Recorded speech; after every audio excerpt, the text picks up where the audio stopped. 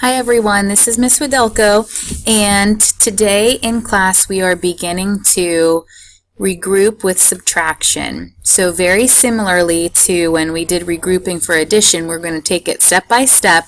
We are not yet teaching them how to cross off the number in the tens and rewrite that and bring over their 1.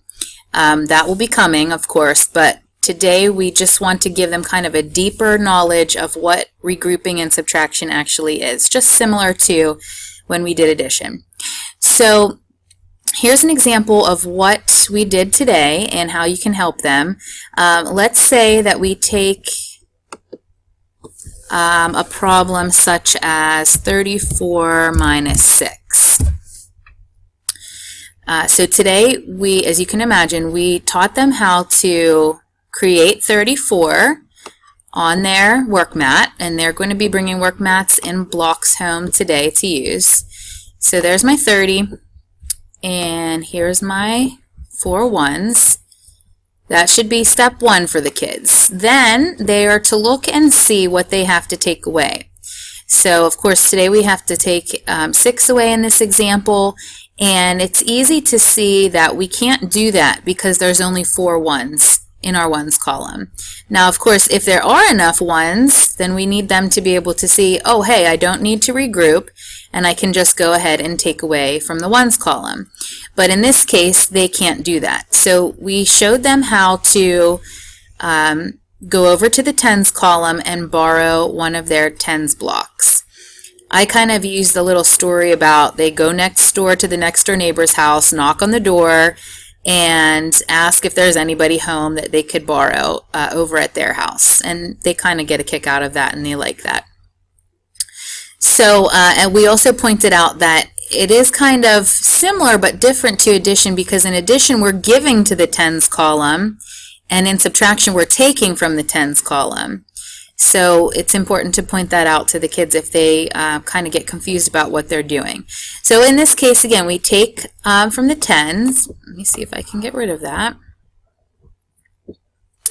And we have to replace that 10 stick over in the ones column. So just bear with me for a minute. We'll get our 10 cubes, and this is exactly what they are doing, or should be doing tonight, pretty much for every problem, just to get them in that habit and really try to deepen their understanding. I think I'm at 7. One thing I noticed today that kind of was a little surprising is this part right here where I just brought the 10 over really was trouble for some of the kids, and simply just the counting out of the 10 and not getting distracted and having 11 or 7. And some of the kids kind of thought, well, I already have 4 there, so all I have to bring over is 6 to make 10. We really try to, iron out that we're taking all of these 10 and all of them need to appear there in the ones column. So once you have that, then of course you can see that you have actually 14 there now, and we're going to now be able to take away the 6 because we have enough. So we take away 1, and again, bear with me,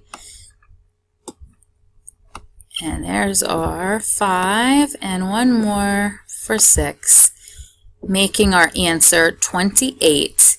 And you can see it's real clear and cut and dry for them to see. And so today, if you could please make sure that they take care of their problems in that way, and do not go to the crossing out method yet. We'll get there, and that's coming very quickly. But at least they'll kind of have a knowledge already of what they're actually doing when they cross out that 10. All right, any questions, shoot me a text, and have a good night. Thanks for watching.